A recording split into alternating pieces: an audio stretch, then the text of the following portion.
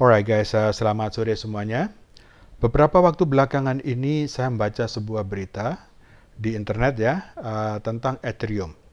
Di mana Ethereum atau mungkin dari konsorsiumnya itu menyatakan bahwa mereka menghilangkan date atau waktu di mana kita boleh withdraw atau mengambil Ethereum yang kita masukkan untuk staking.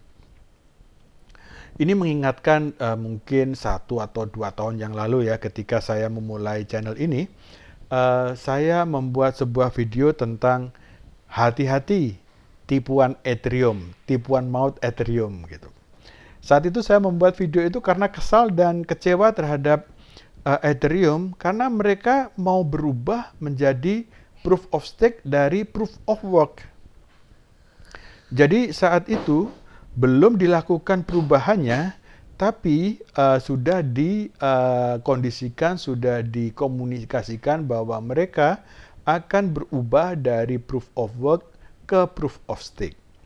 Sebenarnya kalau misalkan dilihat dari itu nggak ada masalah di mana nipunya gitu kan ya. Nah, masalahnya adalah gini. Ketika mereka mengubah dari proof of work menjadi proof of stake, ketika mereka mengubah dari validasi transaksi menggunakan mesin seperti Bitcoin dengan menggunakan staking, maka ada perubahan fundamental yang sangat besar, yaitu ketika kita mengubah menjadi staking, maka siapa yang punya Ethereum lebih banyak, maka dia akan mendapatkan voting atau mereka akan mendapatkan kemungkinan untuk bisa memvalidasi transaksi-transaksi dengan lebih banyak juga. Intinya di situ. Nah, staking itu bagaimana sih konsepnya? Jadi staking ini adalah kita sebagai pengguna Ethereum atau pemilik dari Ethereum itu bisa mengumpulkan Ethereum kita kepada ya konsorsium Ethereum untuk digunakan sebagai alat voting dari transaksi-transaksi yang ada. Nah, nanti saya bersama dengan orang-orang lain, ada yang punya 32 Ethereum, misalnya dia satu stake, terus kemudian ada yang punya 3.200 misalnya, berarti dia berapa ya? 100 stake misalnya ya. Terus menerus kelipatan 32. Oke. Nah, siapa yang punya lebih banyak stake, maka dia memiliki kemungkinan yang lebih besar untuk memvalidasi transaksi, seperti tadi saya bilang. Ketika dia bisa memvalidasi transaksi, maka dia akan mendapatkan reward, di mana rewardnya Ethereum juga. Kalau rewardnya Ethereum juga, artinya Ethereum dia akan bertambah. Ketika Ethereum dia bertambah, maka dia bisa membuat atau menstakekan Ethereum-nya lagi. Di mana ini akan terus berputar sehingga yang terjadi adalah yang kaya semakin kaya, yang miskin semakin miskin. Ditipunya di mana? Fair dong. Nah, ini dia. Jadi ketika itu dilakukan, orang-orang yang nggak punya 30 Ethereum mau gimana? Itu kan? Nah, ini terus kemudian ada perusahaan-perusahaan besar seperti Binance, seperti Coinbase, itu bilang gini, udah kumpulin aja ke saya.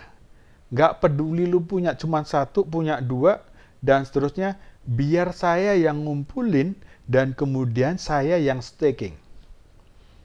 Wah, kita ngumpulin tuh semuanya. Wah, 1, 2, 1, 2 dikumpulin mereka sama Binance, sama Coinbase, sama beberapa stakers yang lain ya, yang gede-gede gitu ya. Dan sekarang yang terjadi adalah 65% dari staker-staker itu dikuasai oleh 5 perusahaan saja. Terbukti sudah.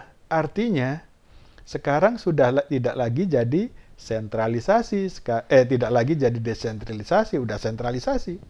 Karena yang punya udah gede, yang staking yaitu. Dan kemudian merekalah yang akan mendapatkan reward-reward itu. Dan merekalah yang akan menjadi lebih besar lagi, lebih besar lagi, lebih besar lagi. Ya gara-gara staking itu.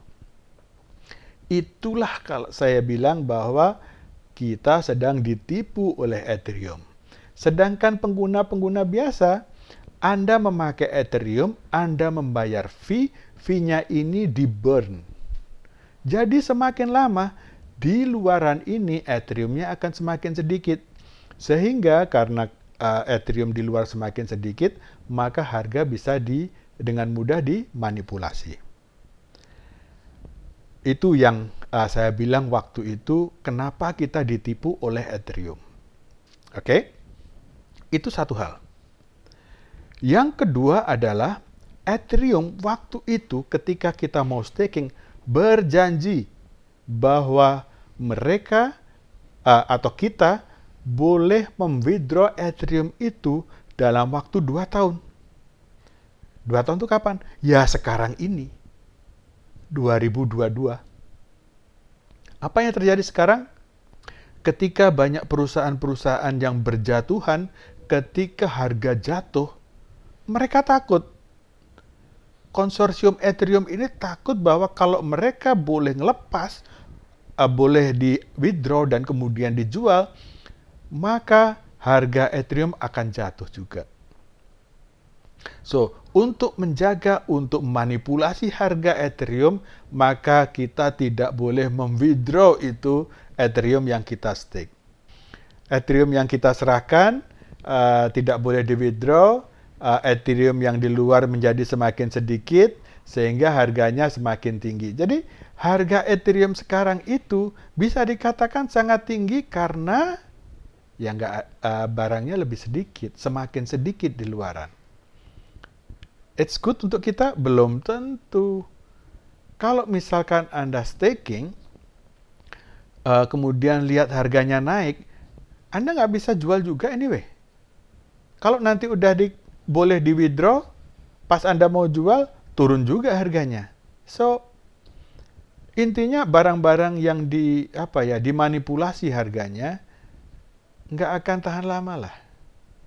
Nah, itulah unek-unek saya hari ini. Saya sangat kecewa dengan adanya Ethereum yang intinya melimit kita untuk bisa mengambil Ethereum kita. Ya, menurut saya mereka atau konsorsium Ethereum ini juga sangat selfish ya, karena mereka untuk memprop harganya biar tetap tinggi, mereka tidak membolehkan kita untuk menjual Ethereum yang kita stake. Gitu teman-teman, sampai ketemu minggu depan. Cheers.